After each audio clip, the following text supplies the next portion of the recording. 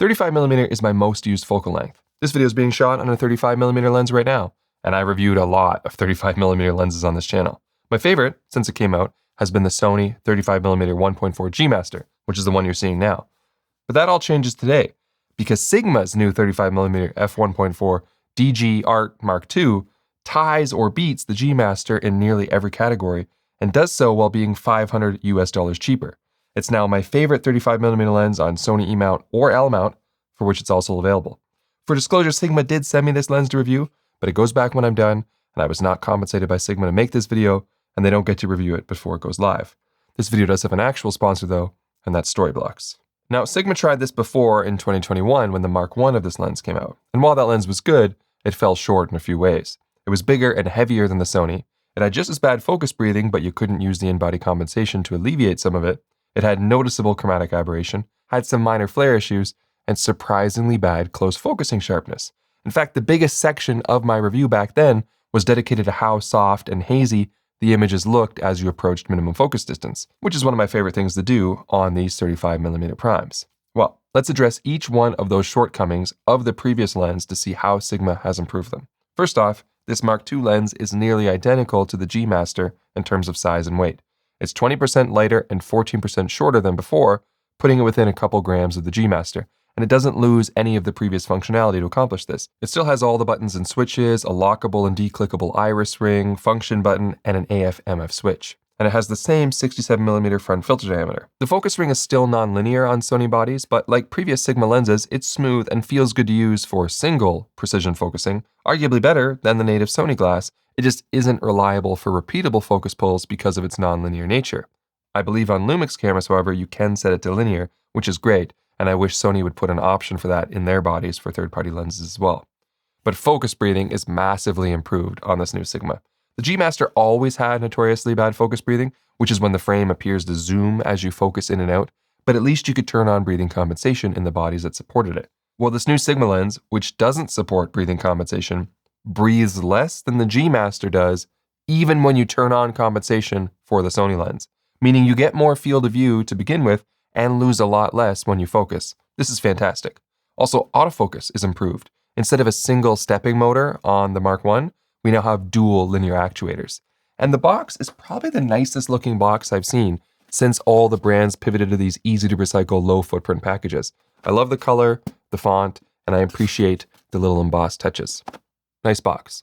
Now let's jump into Lightroom and I'll show you all the rest of the improvements in the test images. But before that, let me tell you about Storyblocks, the sponsor of today's video. So Storyblocks is a stock media platform that offers unlimited downloads of diverse and high quality content for one predictable subscription cost. Choose a monthly or annual plan and enjoy a library of over 1 million HD and 4K video files, images, and motion graphics templates, including a continually expanding inventory of DaVinci Resolve templates that I've come to really appreciate. And more importantly, all of those assets are created by real people sharing real experiences. Because in this age of artificial intelligence, where an increasing volume of what we see online is generated by AI, Storyblocks is proud to be providing authentic stock content created by actual artists that AI can't replicate.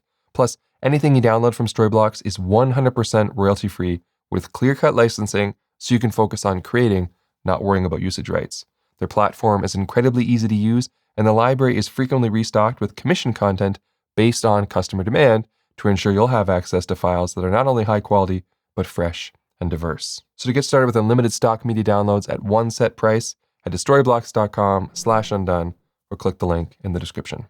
So let's talk about that close focusing. This lens will focus up to 0.28 meters or 0.92 feet, which is very similar to the G Master. And as you can see here, reproduction size is nearly identical, but the Sony does still get a hair closer, but at the cost of more distortion. I think I actually prefer the Sigma here. By the way, all of these test shots were done in RAW on the Sony Alpha 2, and corrections are disabled in post. And in the side-by-sides, the Sigma will be on the right. And as you can see, the Sigma is just as sharp at minimum distance as the Sony now, if not sharper, which fixes my biggest annoyance with the Mark I.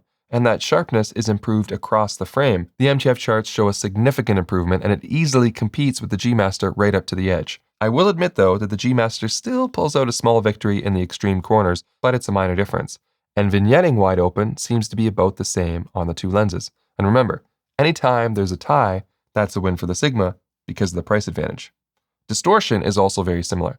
These are uncorrected, but I'm seeing some slight pincushion distortion on the Sony and hardly anything on the Sigma, which is impressive considering everything else this lens is able to do.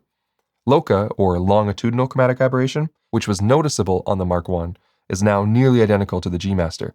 Both lenses only show slight green fringing to the background and slight magenta to the foreground, but they're well controlled and within an acceptable range.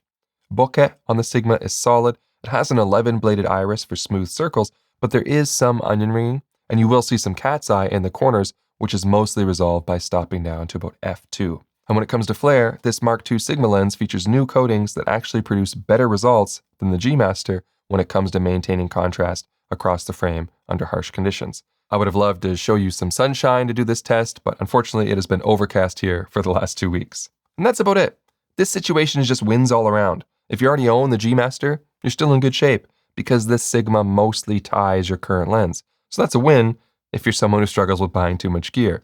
But if you are in need of a 35mm or you were holding off, well, now you can get a G Master quality lens for $500 less, which is a huge win. And L-mount shooters pick up a win by having basically the equivalent of the 35mm G Master, but for less money on their mount as well.